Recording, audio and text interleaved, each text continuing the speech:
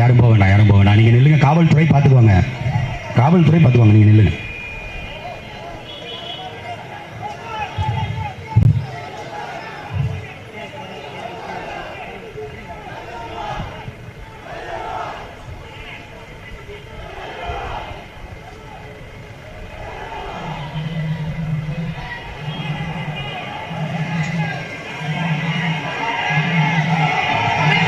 தமிழ்தாய் வாழ்க, தலைவர் பிரபாகரன் வாழ்க. தமிழ்தாய் வாழ்க, தலைவர் பிரபாகரன் வாழ்க. தமிழ்தாய் வாழ்க, பிரபாகரன் வாழ்க. இது புலிகள் கூட்டம், எங்க இருந்து நடக்காது உங்கள் ஆட்டம். தமிழ்தாய் வாழ்க, தலைவர் பிரபாகரன் வாழ்க. நமது சின்னம் ஒளிவாங்கி, ஓங்கி ஒழிக்க ஒளிவாங்கி, வலிமையின் குரல் ஒளிவாங்கி, எளிமையின் குரல் ஒளிவாங்கி, உண்மையின் குரல் ஒளிவாங்கி, நாட்டை மீட்க ஒளிவாங்கி.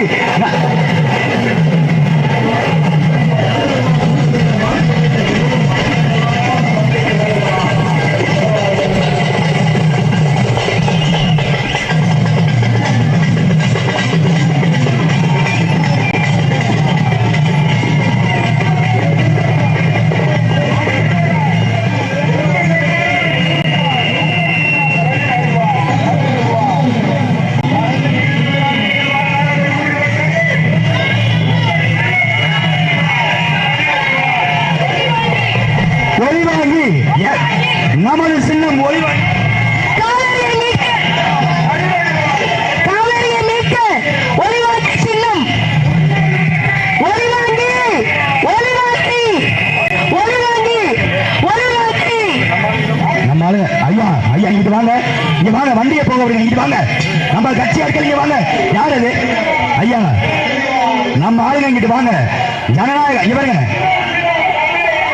ஐயா, நம்ம ஆளுங்க கட்சிக்காரங்க இங்கிட்டு வாங்க. நம்ம கட்சிக்காரங்க இந்த பக்கம் வாங்க.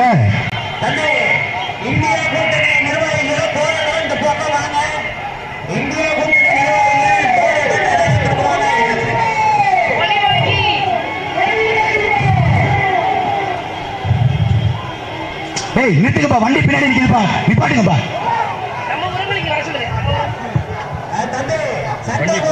நமது நோக்கம் அல்ல, இலக்கு நமது தேர்வு. இந்தியா கூட்டணி வெற்றி பெற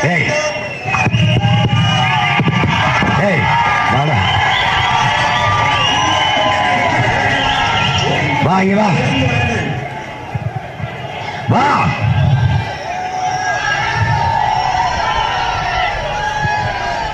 ஹலோ, இந்தியா கூட்டணி வெற்றி பெற வேண்டாம், ஒதுங்கி வாருங்கள். ஐயா ஐயா அவரை கூப்பிடு. இது என்ன முறை? இது என்ன முறை? இங்க ஓட்டு கட்டிருக்கும் போது இதே பாதையில் எதுக்கு அனுமதி கொடுக்குறீங்க?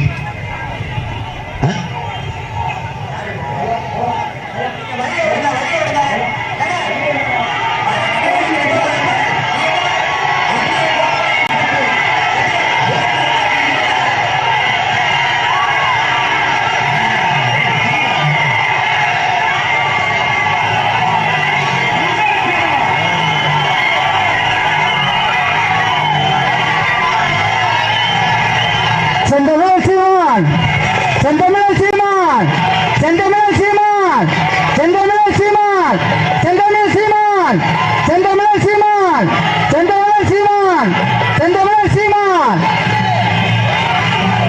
தலைவர் பிரபாகரன், தலைவர் பிரபாகரன். நமது சின்னம், நமது சின்னம், நமது சின்னம், நமது சின்னம், நமது சின்னம். செந்தமிழன் சீமான் அவர்களின் சின்னம், செந்தமிழன் சீமான் அவர்களின் சின்னம். நாம் தமிழர் கட்சியின் சின்னம், நாம் தமிழர் கட்சியின் சின்னம், நமது சின்னம். விவசாயிகளின் சின்னம், நாம் தமிழர் கட்சியின் சின்னம். மீனவர்களின் சின்னம், நாம் தமிழர் கட்சியின் சின்னம். அண்ணன் செந்தமிழன் சீமான் அவர்களின் சின்னம், தலைவர் பிரபாகரன் அவருடைய சின்னம், நாம் தமிழர் கட்சியின் சின்னம்.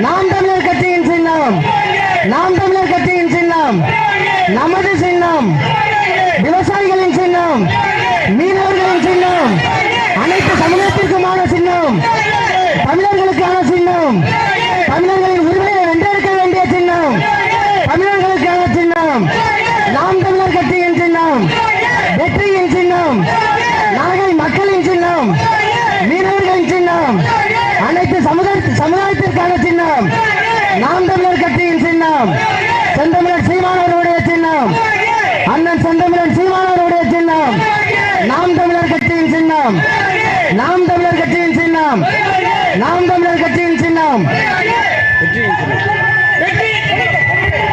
வெற்றியின் சின்னம், நாம் தமிழர் கட்சியின் சின்னம், அண்ணன் செந்தமிழன் சீமானவருடைய சின்னம், நாம் தமிழர் கட்சியின் சின்னம், தலைவர் பிரபாகரனுடைய சின்னம், நமது வேட்பாளர் கார்த்திக் அவர்களின் சின்னம், நாகை மக்களின் சின்னம், அனைத்து மக்களுக்கான சின்னம், தமிழர்களின் உரிமைக்கான சின்னம், தமிழர்களின் சின்னம், நாம் தமிழர் கட்சியின் சின்னம், நாம் தமிழர் கட்சியின் சின்னம், நாம் தமிழர் கட்சியின் சின்னம், நமது சின்னம், செந்தமிழன் சீமானின் சின்னம், மாற்று அரசியல் புரட்சிக்கான சின்னம், சுற்றுச்சூழலை பாதுகாக்கும் சின்னம், அடுத்த தலைமுறைக்கான சின்னம், நமது பேரம்பாத்திகளுக்கான சின்னம், அவர்களின் பேரம்பாத்திகளுக்கான சின்னம், மாணவர்களின் சின்னம், மீனவர்களின் சின்னம், காவிரி நீரை பெற்றுத்தர போகும் சின்னம், சுற்றுச்சூழலை பாதுகாக்க துடிக்கும் சின்னம், கச்சத்தீவை மீட்க போகும் சின்னம், நாம் தமிழர் கட்சியின் சின்னம், நமது சின்னம், மாற்று அரசியல் புரட்சிக்கான சின்னம். நன்றி.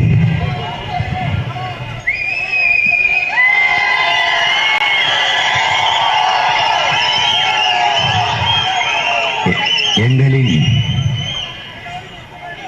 உயிரோடும் உணர்வோடும் கலந்து வாழுகின்ற அன்பு உறவுகள் அனைவருக்கும் வணக்கம்.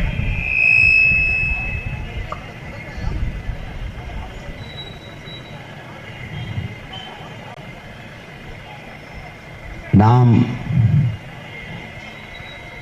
ஏன் இந்த அரசியலை தனித்து முன்னெடுக்கிறோம் என்பதை இந்த நிகழ்வு உங்களுக்கு உணர்த்தியிருக்கும் என்பதை நான் நம்புகிறேன்.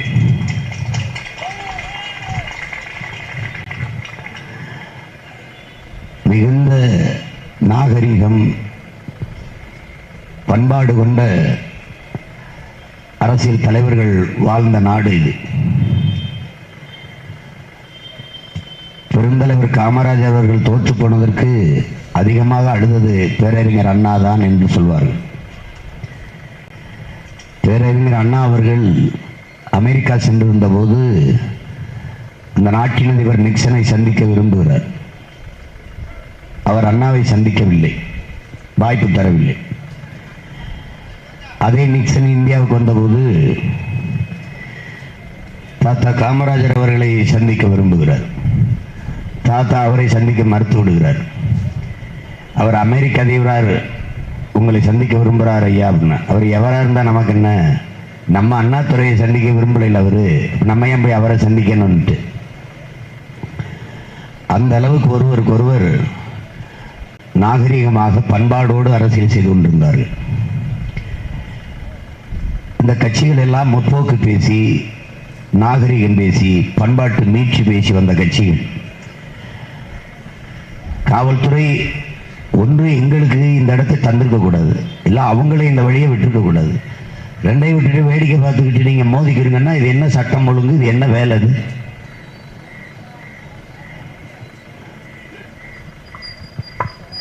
நாங்கள் அமைதியாகவும் கண்ணியத்தோடும் இருந்ததுனால போச்சு, இல்லைன்னா கலவரம் மோதிக்கிறதா, நாங்கள் சண்டை போடுக்கிறதா? இதுக்காவது இவங்களை தோக்கடிக்கணும்டா, நம்ம இதுக்காவது இவங்களை ஒழிக்கணும்டா. எவனுக்கும் தனியா நிக்க துணிவு இல்லை, ஏன்னா உண்மை நேர்மையும் இல்லை.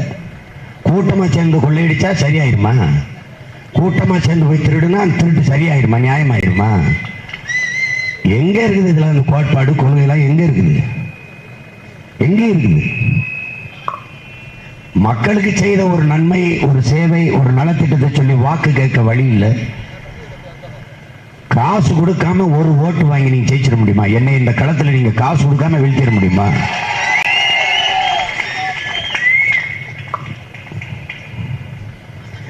எழுபது வருட கட்சி, 60 வருட கட்சி, இந்திய நாட்டையே நாங்க பலமுறை ஆண்ட கட்சிங்கிறீங்க. அப்புறம் இத்தனை குச்சி, இத்தனை கொடி, தனியா வர வேண்டியதானே?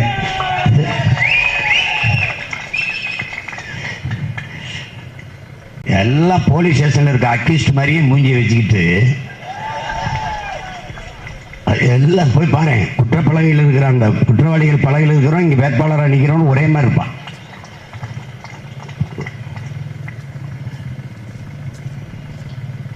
அறிவார்ந்த தமிழ் சமூக மக்கள், என்னிலுமையில என் தம்பிதங்கள் சிந்திக்கணும். இந்தியா கூட்டணி என்கிறார்கள். அது உண்மையிலே கூட்டணி தானா? ஒரு நொடி யோசிச்சு பாருங்கள், உண்மையிலே கூட்டணியா? கேரளாவில் காங்கிரஸ் கம்யூனிஸ்ட் கூட்டணியா, எதிரெதிரணியா? ராகுல் காந்தியை எதிர்த்து கம்யூனிஸ்ட் கட்சியினுடைய பிரகாஷ் காரத் மனைவி பிருந்தா காரத் போட்டியிடுகிறார்கள். கேரளாவுக்குள்ள எதிர்கட்சி, கேரளா விட்டு வெளியில வந்தா கூட்டணி. எப்படிப்பட்ட கொள்கை பற்று, சித்தாந்த கோட்பாட்டு ஒற்றுமை, கொடுமை!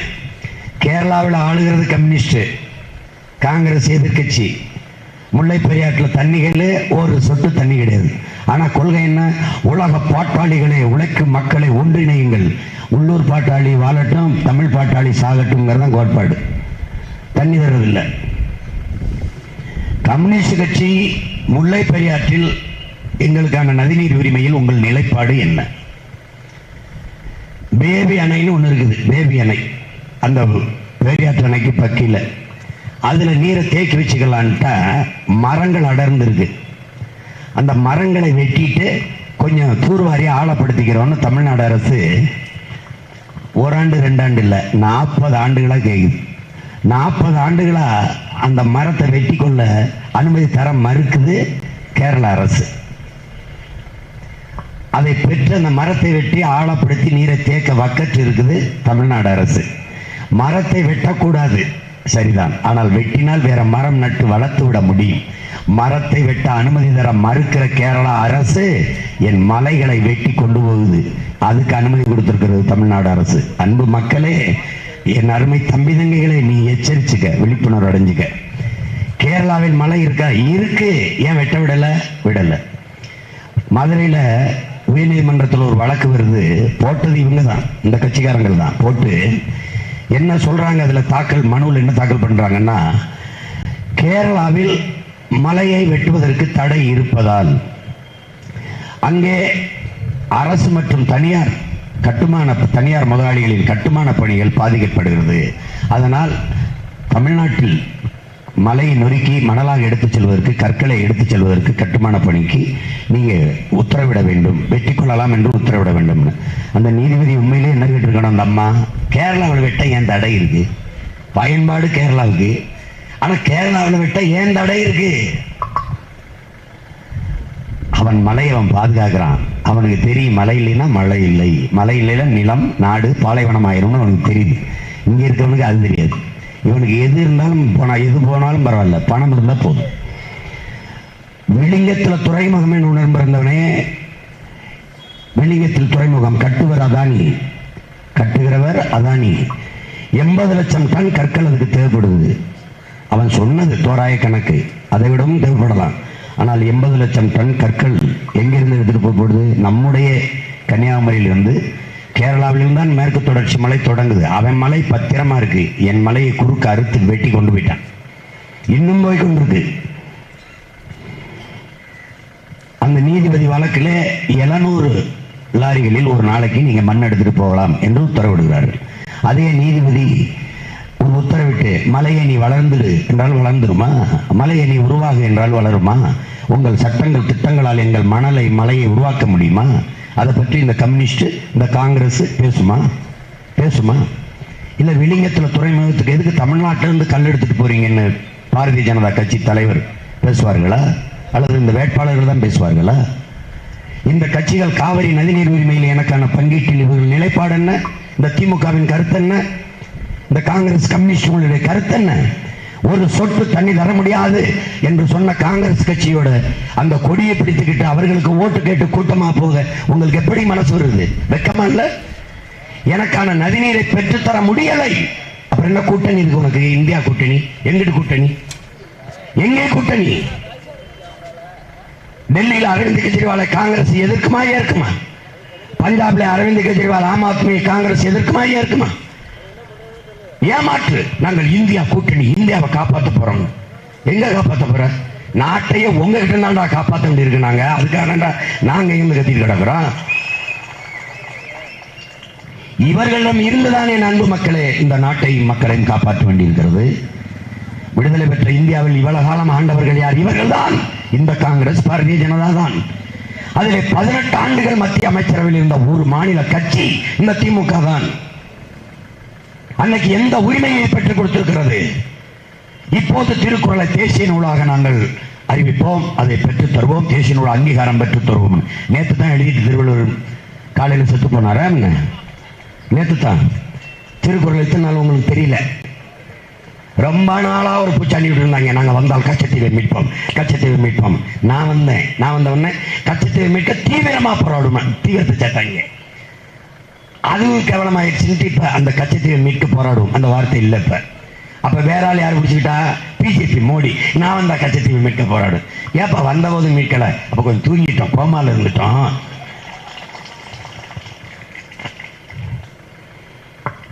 இன்னும் நீங்கள் இந்த ஏமாற்றுக்காரங்களை நம்புனீங்க, ஒன்றும் பண்ண முடியாது. உங்களை ஒண்ணுமே பண்ண முடியாது, ஒன்றும் பண்ண முடியாது. ஏமாறுகிறவர்கள் இருக்கிற வரை ஏமாற்றுவர்கள் இருக்கத்தான் செய்யும். இது ஒரு கொள்ளை கூட்டம், கூடி கொள்ளையடிக்கும். அநீதினு தெரியுது. அநீதி எதிர்த்து புரட்சி செய்த வந்த இயக்கங்கள், புரட்சிங்கிற வார்த்தை இந்த பூமியில் விதிச்ச இயக்கங்கள், கம்யூனிஸ்ட் இயக்கங்கள் எல்லாம் கொள்ளைக்காரனுக்கும் சாராய விற்பவனுக்கும் போதைப் பொருள் விற்பவனுக்கும் கூட இருந்து வலிமை சேர்த்து விட்டுக் கொண்டிருக்கிறார். அவர்களுக்கு தெரியாதா மலையை நொறுக்கி சிதைக்கிறார்கள் என்று? அவர்களுக்கு தெரியாதா? அறிவியலின் இன்னொரு வடிவம் தானே உங்களுக்கு கம்யூனிஸ்ட். உங்களுக்கு தெரியாதா? எதன் பொருட்டும் மலையை உருவாக்க முடியாது. நம்மால் உருவாக்க முடியாத ஒன்றை அழிக்க கூடாது. மணலை உருவாக்க முடியாது. மலை மணல் ஏன் வந்தது என்று கேளுங்கள். மலை மணல் ஏன் வந்தது? ஏன் மலைக்கு என் சாண்டுக்கு ஏன் போன? 32 ஆறுகளில் மண் அள்ளி வித்து தின்னாச்சு, முடிஞ்சிருச்சு, ஆறு செத்துருச்சு. இப்ப ஆற்றில் மணல் இல்லை, அப்ப நேரடியா மலைக்கு போயிட்டான். ஆறு எங்க இருந்து வந்தது? மலையிலிருந்து தான் வந்தது. மணல் எங்க இருந்து வந்தது? அந்த மலையிலிருந்து தான் வந்தது. இதை வித்து தின்னு முடிஞ்சவன இப்ப நேரடியா மலையை நொறுக்க போயிட்டாங்க. எத்தனை வருஷத்துக்கு நொறுக்குவ? உலகத்துல மழை இல்லாத நிலம் பாலைவனம் என்ற அடிப்படை அறிவு கூட உங்களுக்கு இல்லையா? மலையை அழித்து விட்டால் மழைப்பொழிவை பெற முடியாதுங்கிற அந்த அறிவியல் உயிரியல் உண்மை கூட நீங்க அறியலையா? எவ்வளவு கொடுமை இருக்குது பாருங்க. புலி தெருவுக்குள்ள வந்துருச்சுங்கிறான், யானை வீடு தெருவுக்குள்ள வந்துருச்சுங்கிறான். அன்னைக்கெல்லாம் பார்க்குற 2 யானை குட்டியை கூட்டிட்டு அப்படி தண்ணிக்கு அலையுது தெருவில். காடை அழிச்சு நாசம் பண்ணிட்ட. எல்லாம் ரெசார்ட் போய் அவனுடைய வாழ்விடத்துல நீ போய் வீட்டை கட்டின, காட்டுக்குள்ள நீ போய் வீட்டை கட்டின, அவன் நேரம் வீட்டுக்குள்ள வந்துட்டான். அவ்வளவுதான். சரி, இவர்கள்லாம் வென்று போய் அங்க என்னதான் பண்ணாங்க? 39 உறுப்பினர் கொண்டு வச்சு திமுக என்னதான் பண்ணாங்க? இந்த மண்ணின் மக்களின் உரிமைக்கு என்ன? இல்லை காவிரி நதிநீர் சிக்கலை தீர்த்தாங்களா? மீத்தேன் ஈத்தேன் திட்டம், என் நிலத்தை நஞ்சாக்குகிற நாசகார திட்டத்தை கொண்டு வந்ததே திமுக தான். அவர்களே சொல்லுகிறார்கள், பெருமையாக சொல்லுகிறார்கள், நாங்க தான் கொண்டு வந்தோம் அப்படின்னு. அது மக்கள் பிரச்சனையாகி போராடினோன்னு தெரியாம கையெழுத்து போட்டோங்கிறாங்க. ஒரு தலைவன் சொல்ல தெரியாமல் கையெழுத்து போட்டேன் அப்படின்னு. அறிவார்ந்த தமிழ் சமூக தம்பி தங்கைகள், இதெல்லாம் எண்ணி பார்த்து இதை வாக்கு செலுத்துங்கள். ஒவ்வொரு தேர்தலும் வருது, எந்த மாறுதலும் வருவதில்லை. வரிசையில் நின்று வாக்கு செலுத்திட்டு வருவது மட்டுமல்ல, ஏன் செலுத்தணும், எதுக்காக செலுத்தணும், இந்த வேட்பாளர் இதுக்கு முன்பு வென்று சென்று போய் என்ன செஞ்சிருக்கார், என்ன பேசியிருக்கிறார், இந்த மண்ணின் மக்களின் பிரச்சனைக்கு எத்தனை பிரச்சனைக்கு முன்னின்று போராடி இருக்கிறார், அதற்கான தீர்வு கண்டிருக்கிறார். இதெல்லாம் யோசிக்கணும். 5 ஆண்டுகள் 39 பாராளுமன்ற உறுப்பினர்கள் இந்திய நாடாளுமன்றத்துக்குள் போய் திமுக கூட்டணியில் இருந்து போய் என்ன நடந்திருக்கிறது, என்ன மாறுதல் வந்திருக்கிறது? ஒண்ணும் கிடையாது, ஒண்ணும் கிடையாது. இப்பவும் அவங்களை வெள்ள வச்சனுப்புனா என்ன மாற்றம் வந்திருப்பது? ஒண்ணும் இல்லை. உங்கள் உரிமைக்காக பேசுவார்களா? பேச மாட்டார்கள். காவிரியில் உனக்கு தண்ணி தர முடியாதுன்னு சொன்ன கட்சியோட எப்படி கூட்டணி வைக்க முடியுது உங்களால? அப்ப எப்படி உனக்கு காவிரியில் தண்ணியை தருவான்? நீ 10 சீட்டை கொடுத்து நீ ஓட்ட போட்டு உன்னை வெள்ள வச்சு அனுப்புனா அவனுக்கு எந்த பாதிப்பும் இல்லையே. ஒரு சொட்டு தண்ணி தர முடியாது என்று சொன்னவனுக்கு தமிழர்கள் ஒரு ஓட்டு போட முடியாது என்று தோக்கடித்தால் நம் உரிமையை பற்றி யோசிச்சு பார்ப்பான். ஏன்டா தோற்றம்? தமிழ்நாட்டில் ஏன் 10 இடமும் தோத்துச்சு காங்கிரஸ்? தமிழ்நாட்டில் ஏன் திமுக தோக்குதுன்னு யோசிச்சு பார்ப்பான். யோசிச்சு பார்ப்பாங்க. பாரதிய ஜனதா ஏன் வெல்ல முடியல, தோக்குது அப்படின்னு யோசிக்கும் போது தமிழர் உரிமைக்கு நிக்கல, நீ உணர்வுக்கு நிக்கல, நீ சாதியும் மதத்தையும் கெட்டியா பிடிச்சிட்டு அழுகிற. அவனுக்கு அதை விட அவன் சாதியை கடந்து சாதிக்க துடிக்கிற இனம் தமிழினம், மதத்தை கடந்து மனிதத்தை பார்க்கிற இனம் தமிழினம். நீ அங்க போய் சாதி மதமும் என்ன கண்கள்னா அவன் என் சமூகத்துக்கு அது பெரும் புண்கள்னு தூக்கி போட்டான். கோட்பாட்டை உருவாக்கணும், நீ மாத்தணும். நீ கச்சத்தீவை ஒப்புக்கு பேசுற. 10 ஆண்டு கால ஆட்சியில நீ நினைச்சிருந்தா எடுத்துட்டு பேசணும். காவிரியில் தமிழர்களுக்கு உரிய நதிநீரை பெற்றுக் கொடுக்க வேண்டிய பொறுப்பில் இருந்த பிரதமர் 10 ஆண்டுகளில் செய்தது என்ன? இப்ப மட்டும் நாங்கள் வந்தால் முறைப்படி காவிரி நதிநீர் உரிமையை பெற்றுக் கொடுப்போம் வார்த்தையை பதிவு செய்ய முடியுமா? பதிவு செய்தால் அங்கே பாரதிய ஜனதா தோற்றுவிடும் கர்நாடகாவில். அப்ப அந்த மாநில தேர்தல் வெற்றிக்காக தமிழ் தேசிய மக்களின் உரிமையை பறிகொடுக்க நீங்கள் தயாராயிட்டீர்கள். எங்களை மனிதர்களாகவே நினைக்கலை. எங்களுக்கு உயிர் இருக்கு, உணர்வு இருக்கு, எங்கள் உரிமை என்று எதையுமே நீங்கள் பார்க்கல. அப்படி பார்த்திருந்தால் எங்கள் உரிமைக்காக நின்றிருப்பீர்கள். ஆனால் இந்தியம் பேசுவீர்கள், தேசியம் பேசுவீர்கள், ஒற்றுமை பேசுவீர்கள், இறையாண்மை பேசுவீர்கள், தேசப்பற்று சொல்வீர்கள். அந்த தமிழர்களுக்கு மட்டும்தான் இருக்கணுமா? கன்னடர்களுக்கு இருக்காது, மலையாளிகளுக்கு இருக்காது. நாங்கள் தண்ணி கட்டால் தரமாட்டீர்கள். தவிச்ச வாய்க்கு நமக்கு தண்ணி தராதவனுக்கு எதுக்கு நம்ம ஓட்டு? நம்ம வாழ்க்கையை பற்றி கவலைப்படாத இந்த கட்சிகளுக்கு எதுக்கு நம்ம ஓட்டு? நம்ம உரிமையை பெற்றுத்தர போராடாத முன்வராத கட்சிகளுக்கு எதற்கு நம்ம ஓட்டு? ஏதாவது பேசுவாரா? ஐயா ஸ்டாலின் உதயநிதி எல்லாம் வந்து இந்த காவிரி நதிநீர் உரிமை அப்படி ஏதாவது பேசுவாரா? முந்தா நாள் வரைக்கும் நம்முடைய மீனவர்களின் படகுகளை ஏறி சிங்கள ராணுவ வீரன் இரும்பு கம்பியால் தாக்கி அடிக்கிறான். அதுக்கு யாராவது இங்கே கண்டிச்சது உண்டா? இல்லை குரல் கொடுத்தது உண்டா? இது எவ்வளவு பெரிய கொடுஞ்செயல் என்று 8 முறை 7 முறை வர்ற பிரதமர் இந்த மண்ணின் மக்களின் ஓட்டை தானே கேட்டு வர்றார். இந்த மக்கள்ல 3 பேர் அடிச்சிருக்காங்க இன்னொரு நாட்டு ராணுவ வீரர். அது தப்புன்னு ஒரு கண்டிக்கலையா? கண்டிக்க கூடாதா?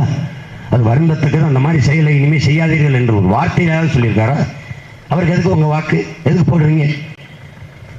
10 ஆண்டுகள் ஆண்டுருச்சு பாரதிய ஜனதா. இனிமே வந்து என்ன செய்ய போகுது? அவரே சொல்றாரு 10 ஆண்டுகளா நான் மக்களுக்கு சூப்பு கொடுத்துக்கிட்டு இருந்தேன் அப்படின்னு. இப்ப ஜெயிச்சு போனா நேரடியாக வெஸ்ட கொடுத்து கொண்டுருவேன், அவ்வளவுதான். வேற என்ன செய்ய போறாரு? அதுக்கு முன்னாடி 10 ஆண்டு காங்கிரஸ் ஆண்டுச்சு. என்ன நடந்துருச்சு? 20 ஆண்டுகள் மன்மோகன் சிங்கும் ஐயா மோடியும் சேர்ந்து காலி பண்ணியிருக்காங்க. என்ன நடந்திருக்கு ஒரு நாட்டில் சொல்லு? ஏழ்மை ஒழிஞ்சிருக்கா? வறுமை மாறி இருக்கா? வேலையில்லா திண்டாட்டம் ஒழிஞ்சிருக்கா? தடையற்ற மின்சாரம் கிடைச்சிருக்கா? பயணிக்க நல்ல பாதை இருக்கா? குடிக்க தூய நீர் இருக்கா? படிக்க கல்வி இருக்கா? படிச்சா வேலை இருக்கா?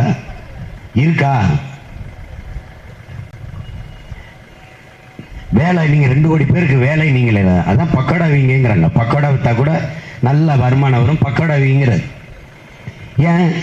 அமித்ஷா சொல்றாரு பக்கோடா விற்கலாம், பக்கோடா வித்தா நல்ல லாபம் வரும் அப்படின்னு. ஏன்? பக்கோடா தின்னவன் டீ குடிப்பான். அவர் டீ வித்தவர் யாரு? அவர் டீ வித்தவர். பக்கோடா தின்னா டீ குடிப்பான், டீ வியாபாரம் நல்லா போகும். எப்படிப்பட்ட ஆளுகளை நீங்க தேர்வு பண்ணி பிரதமர் அமைச்சராக்கி நாட்டை கொடுத்து கொடுமை நடந்துருச்சு. நாடு ஒன்றும் வளர்ந்ததா தெரியல.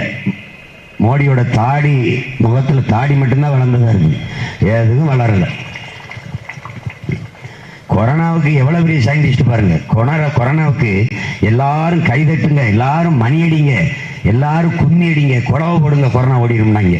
இவங்கள அன்னைத்தான் நினைச்சேன், சரி இவங்க எல்லாரும் ஆல்பர்ட் ஐன்ஸ்டைன், தாமஸ் ஆல்வா எடிசனை தாண்டி சயின்டிஸ்டா இருக்காங்களாடா. என்ன கொடுமடா சாமி. வா இங்க நம்முடைய தாத்தா பொதுவுடைமை தத்துவத்தை ஏற்றுக்கொண்ட போராளி, காலுக்கு செருப்பும் இல்லை, கால் வயிற்றுக்கு கஞ்சியும் இல்லை, பாலுக்கு உழைத்தோமடா தோளா பசையற்று போனோமடாங்கிறார் சிவானந்தம் ஐயா அவர்கள். நம்முடைய தாத்தா பட்டுக்கோட்டை பாலாறு ஓடுது, தேனாறு ஓடுது, ஆனால் மக்கள் வயிறு தான் காயுதுங்கிறார். அதே நிலைதான் இன்னும். அப்ப அன்னைக்கு நம்ம தாத்தா படும்போது பாலாறும் தேனாரும் கூட ஓடி இருக்கலாம். இன்னைக்கு ஒரு ஆறும் ஓடலை, ஆறே இல்லை. ஆறு இல்லை. ஆற்றுக்குள்ளே, ஆற்று இரு கரையிலும் நாணல் தான் முளைக்கும் என் உடன் பிறந்தவனை. இந்த ஆற்றுக்குள்ளே மரங்கள் முளைத்திருக்கிறது என்றால் மணலை அள்ளி விட்டார்கள். மணலை அள்ளினவன மண் வந்துருச்சு, மண் வந்தோன்னா மரம் முளைச்சிருச்சு. இதுல வேற இவன் தண்ணியே தர்றதில்லை. கடைமடைக்கு தண்ணி வரவில்லைமா. டேய், முதல் மடைக்கே வரலடா தண்ணி. இது பிரச்சனை. இவங்க எதை பற்றியும் கொல்லப்பட மாட்டாங்க. பருவத்திற்கு தண்ணீரை பெற்றுக் கொடுக்க வேண்டும். பெற்றுக் கொடுக்கவில்லை என்றால் வேளாண் குடிமக்கள் வேளாண்மை செய்ய முடியாது. வேளாண்மை செய்ய முடியாது. விளைபொருட்கள் விளைச்சல் குறைகிற போது நாடு பசி பஞ்சம் பட்டினியை சந்திக்கும், ஏழ்மை வறுமையில் சிக்கி தவிக்கும்ங்கிற சிந்தனை இந்த தலைவர்களுக்கு கிடையாது. ஒரு நாடு, நாட்டு அதிகாரம் விவசாய கடனை தள்ளுபடி செய்யறேங்குது. விவசாயி ஏன்டா கடனாளி ஆனான்னு கேட்டா பதில் சொல்ல மாட்டேங்குது. ஒரு நாட்டில் விவசாய கடனாளி ஆயிட்டான்னா அப்புறம் நாடு பிச்சைக்கார நாடு தானே அர்த்தம். ஒரு நாட்டில் விவசாயி வாழ்றான் வளர்றான்னா அந்த நாடு வாழுது வளருது. ஒரு நாட்டில் விவசாயி வாழ முடியாம சாகுறான்னா இன்னைக்கு சாகுறான் உனக்கு செய்தி, நாளைக்கு நீ சோறு இல்லாம சாவாங்கிறது முன்னறிவிப்பு, எச்சரிக்கை. இதை கூட அறிந்து கொள்ள முடியாதா? அவனுக்கு இந்த ஆபத்தை உணர முடியாதா? நாளைக்கு என்ன நடக்கும்னு உன்னால கணிக்க முடியலையா? கணித்தார், ஒருத்தர் கணித்தார். பாலை விற்பது போல ஒரு நாள் தண்ணீரை போத்தலில் அடைத்து விற்பார்கள். விளை நிலங்களை எல்லாம் இந்த மக்கள் வீட்டு மனைகளாக்கி விற்பார்கள். புறாக்கள் கூடு கட்டி வாழ்வது போல மனிதர்கள் வீடு கட்டி வாழ்வார்கள் என்று அன்னைக்கே கணித்து சொன்னார் காலஞானி நம்முடைய தாத்தா தெய்வ திருமகன் முத்துராமலிங்க தேவர் அவர்கள். அன்னைக்கு அவர் பேசும்போது நீ உனக்கு பைத்தியகாரத்தனமா தெரிஞ்சிருக்கும், நம்ம மறுத்திருப்ப. இன்னைக்கு அதெல்லாம் நடந்துருச்சு. அப்படிதான் நானும் சொல்றேன். இந்த நாடு சுடுகாடாக மாற்றப்பட்டு கொண்டிருக்கிறது. மலை மணலை எல்லாம் அள்ளி வித்தால் நாடு பாலைவனமாயிரும். மனிதர்கள் மட்டுமல்ல, எந்த உயிரும் வாழ முடியாத சூழலுக்கு தள்ளப்பட்டு விடுவீர்கள். நீங்கள் பனைமரம் பாலைவன பயிர் அல்ல, ஆனால் வறண்ட நிலத்தில் வந்துடும். 1000 அடிக்கு கீழே போய் தண்ணீரை உறிஞ்சி வாழும். அதுக்கு பக்க வேர்கள் கிடையாது, ஒரே வேர் தான், ஆணி வேர். கீழே போய் உறிஞ்சி வாழும். அந்த பனை கழுத்து முறிஞ்சு சாகுது என்றால் 1000 அடிக்கு கீழே தண்ணி இல்லை என்று பொருள். 1000 அடிக்கு கீழே, 1000 அடிக்கு கீழே தண்ணி இல்லை என்றால் இந்த மரங்கள் எல்லாம் எவ்வளவு வேர் இறக்கும்? மற்ற செடி கொடி எல்லாம் எப்படி? மற்ற உயிரினங்கள் நீர் எப்படி? அதை பற்றி சிந்திக்காத மனிதன் வாழ்ந்து பயனில்லை. அதை புரிந்து கொண்டு என் அன்பு மக்களின் அருமை தம்பி தங்கைகள், மறுபடியும் அந்த தவறை செய்யாதீங்க. ஒரு தடவை செய்வது தவறு, மறுபடியும் அந்த தவறை செய்வது பெருங்கொடுமை. நீங்கள் திட்டமிட்டு இந்த மண்ணை மக்களை அழிக்கிறீர்கள், அடிமைப்படுத்துகிறீர்கள், அநீதி செய்பவனுக்கே துணை நிற்கிறீர்கள். உங்களுக்கு தெரியும் ஊழல் லஞ்சம், உங்களுக்கு தெரியும் கமிஷன் வாங்காமல் எந்த வேலையும் நடக்காது என்று. ஆனால் அதை அவர்களுக்குத்தான், அவர்கள் கைகளுக்குத்தான் நீங்கள் வாக்கு செலுத்தி வலிமைப்படுத்துகிறீர்கள். அவர்களால் எந்த மாற்றத்தையும் செய்ய முடியாது, எந்த நல்லதையும் செய்ய மாட்டார்கள் என்று தெரியுது. ஆனால் அவர்களுக்கு தான் நீங்கள் வாக்கு செலுத்துகிறீர்கள். உங்களுக்கு கூட்டமா நின்று எல்லாரும் சொன்னால் அது உண்மை போலப்படுகிறது. அதுக்குத்தான் புத்தன் சொல்லுகிறான், 10 லட்சம் பேர் சேர்ந்து ஒரு பொய்யை உண்மை என்று சொன்னாலும் அது உண்மை ஆகாதுறாங்கிறான். ஆனால் நீங்கள் அந்த பொய்யை உண்மை என்று நம்பி வாக்கு செலுத்துகிறீர்கள். 1000 ரூபாய் கொடுத்தோம் வந்துருச்சா? இதை தவிர ஐயா ஸ்டாலினும் தம்பி உதயநிதியும் ஏதாவது பேசி பார்த்திருக்கீங்களா? இந்த 3 ஆண்டு கால ஆட்சியில் இப்போ இந்த தேர்தல் பரப்புரையில் 1000 ரூபாய் கொடுத்ததை பேசுகிறார்கள். வேற ஏதாவது இல்லைன்னா ஐயா எடப்பாடி பழனிசாமி தவந்து போனார், முட்டிக்கால் போட்டார், மண்டிட்டார், படுத்தார், தூங்கினார், இதை தவிர வேற? தம்பி உதயநிதி படுக்கிறதுலே இருக்கு. அப்படி அங்க போனா படுத்துறார், இங்க போனா படுத்துறார், இங்க போனா படுத்துறார், அமித்ஷா பார்த்தா படுத்துறார். நீங்க என்ன பண்ணீங்க? உங்க தாத்தா கருணாநிதி கட்சி ஆரம்பிச்சு கொள்கையை வகுத்து கோட்பாட்டை உருவாக்கி கொடியை வடிவமைச்சு சின்னத்தை வாங்கி அப்படி வந்த கட்சியா? அது பேரறிஞர் என்ற பெருந்தகை உருவாக்கின கட்சி. அவரோடு சேர்ந்து பல நூறு அறிஞர்கள் போராடி வளர்த்த கட்சி. அவர் கெடுவாய்ப்பாக அவர் இறந்து போக கட்சி, ஆட்சி, கொடி, சின்னம், பதவி அப்படியே உங்ககிட்ட வந்துச்சு. அதை கட்டி பிடிச்சுக்கிட்டு பாரம்பரியம் 3 தலைமுறையை வச்சு வண்டி விட்டிருக்கீங்க. அப்படித்தானே ஐயா எடப்பாடி பழனிசாமி அவர் கட்சி ஆரம்பிச்சாரா என்ன? இல்லை, அது எம்ஜிஆருங்கிற புகழ்பெற்ற ஒருவரால் ஆரம்பிக்கப்பட்ட கட்சி. அவர் வளர்த்தார். அதுக்கு பிறகு அம்மையார் ஜெயலலிதா தொடர்ந்தார்கள். பிறகு அம்மா சசிகலா அவர்கள் எடுத்து ஐயா எடப்பாடிட்ட கட்சி, ஆட்சி, கொடி, சின்னம் அப்படியே கொடுத்துட்டாங்க. நீங்களும் பெரிய தலைவர்கள் போல அப்படியே. இந்த அண்ணாமலைங்கிற ஒருத்தர் தம்பி, அவர் ஏதோ நட்டு வளர்த்து உரம் போட்டு தண்ணி ஊற்றின மாதிரியே. அது பல ஆண்டுகளா இருக்கு. அடிமை இந்தியாவில் இருந்து அந்த அமைப்புகள் இருக்கு, சங் பரிவார், RSS எல்லாம். அது அப்புறம் பாரதிய ஜனதான்ற அரசியல் கட்சியாக வந்துச்சு. அந்த கட்சியில் பல முறை அதிகாரத்தில் இருந்திருக்கிறாங்க, எதிர்கட்சியாக இருந்திருக்கிறாங்க, பல மாநிலங்களை ஆண்டிருக்காங்க. அதுல நீ ஒரு அந்த கட்டடத்தில் நீ ஒரு ஓரத்தில் இருக்க ஒரு செங்கல் வந்தா அந்த கட்சி இருக்காது, அழிச்சு போடுவேன். நாம் தமிழர் கட்சி அழிச்சு போடுவேன். என்ன சிவத்துல இருக்க எழுத்து நினைச்சியா? இது ஒவ்வொரு மான தமிழனின் உணர்வு தம்பி. ரொம்ப ஆடாத, ரொம்ப ஆடக்கூடாது. என் கட்சி அப்படி கிடையாது. இது நான் என் ரத்தத்தை வேர்வையா சிந்தி என் மூச்சை பேச்சாக்கி செத்து போன இன உணர்வு, மான உணர்வை ஊட்டி, மொழிப்பற்று, இனப்பற்றை ஊட்டி, எனக்கும் கீழே இருக்கிற என் தம்பி தண்டிகள், எனக்கும் இளைய என் பிள்ளைகளை திரட்டி இனமானமிக்க தன்மானமிக்க தமிழ் படையை கட்டி வர்றேன். இது கோட்டை, இது தமிழ் தேசிய அரசியல் கோட்டை. மற்றவர்கள் மாதிரி அடுத்தவங்க கட்சியை பிரிச்சுக்கிட்டு வந்து ஒரு கட்சி வச்சுக்கிறது, அப்பன் செத்தவன முதலமைச்சர் ஆகிறது, கங்காரு குட்டிகள் அல்ல வயிற்றிலே தொங்கிக்கிட்டு வர்றதுக்கு. இது புலிக்குட்டி பிறந்து விழுந்தவன வேட்டை கிளம்பும். அப்படிப்பட்ட கூட்டம் இது. இதுகிட்ட வந்து கையான்னு கத்திக்கிட்டு போனா நான் அமைதியா இருக்கிறதுனால அமைதியா நின்றுச்சு. இல்லைன்னா என்ன ஆகும்? ஆஸ்பத்திரி தான் எல்லாம் இருந்திருக்கணும். எல்லாம் சுத்தா இயக்கத்தணும். அதை காவல்துறை வேடிக்கை பார்த்துக்கிட்டு நிற்குது.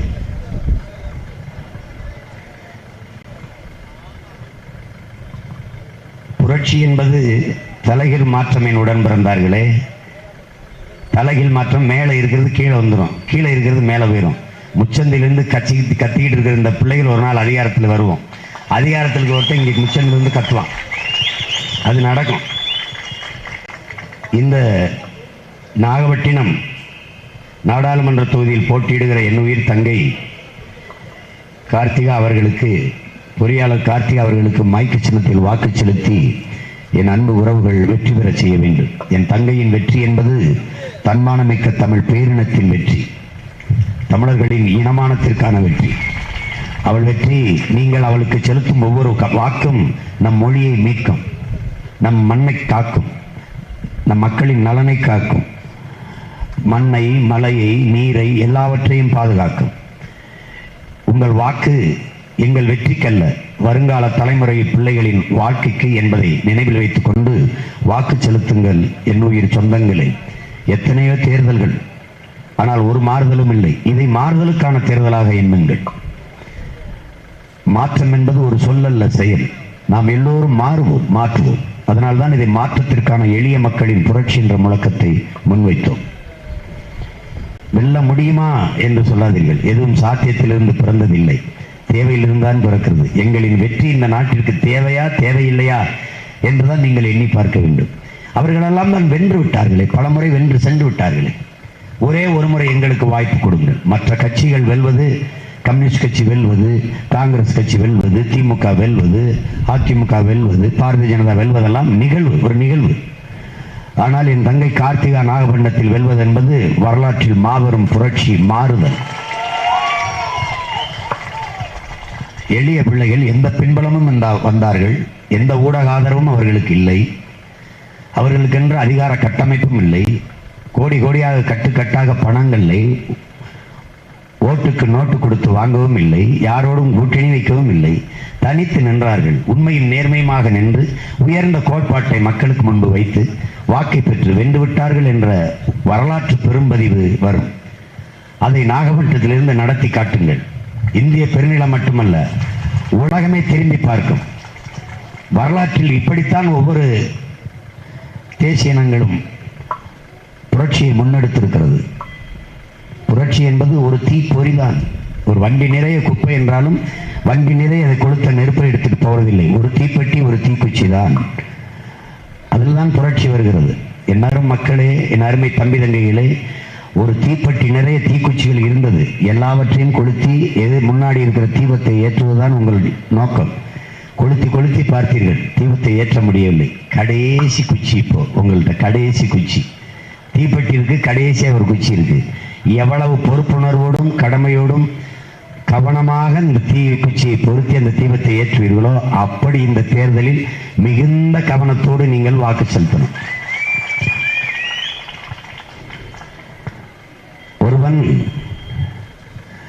ஒரு கட்டிட மேலாளர், கட்டிட பொறியாளர், ஒரு பெரும் முதலாளிகிட்ட ரொம்ப நாளாக வேலை செஞ்சார். அவர் வேலையை விட்டு போறேன்னு முடிவெடுத்தார். சரி, போறதுக்குள்ள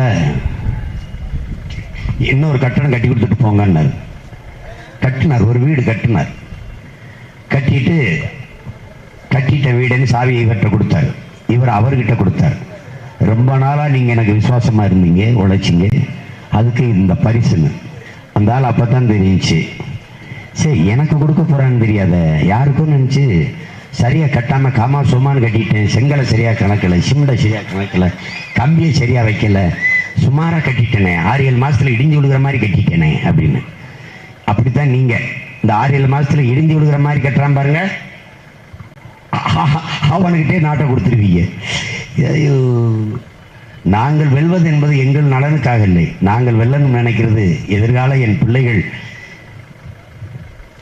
சரியான கல்வி, சரியான மருத்துவம், நல்ல குடிநீர் பெற்று, படித்த கல்விக்கேற்ற வேலையை பெற்று பெருமையோடு வாழணும். அவன் காலத்திலேயாவது நாங்கள் இந்த வெயிலில் நானும் என் தங்கையும் முச்சந்தில என் உறவுகளும் நிற்பது போல அவர்களும் ஒரு நாள் இப்படி வீதியில நிற்காமல் அவர்கள் வாழ்க்கையை மகிழ்வாக வாழணுங்கிற கனவில் தான் இந்த அண்ணன் தங்கைகள் எல்லாம் நாங்கள் இப்படி கத்திக்கொண்டு நிற்கிறோம். என் அன்பு உறவுகளே, உங்களின் மதிப்புமிக்க வாக்கை எளிய பிள்ளைகள் எங்களுக்கு தந்து வெற்றி பெற செய்யுங்கள். எங்களின் வெற்றி உங்களின் வெற்றி. புரட்சி எப்போதும் வெல்லும், எங்கள் வெற்றி அதை சொல்லும். இலக்கு ஒன்றுதான், இனத்தின் விடுதலை. இனம் ஒன்றாவோம், இலக்கை வென்றாவோம், நாம் தமிழர்.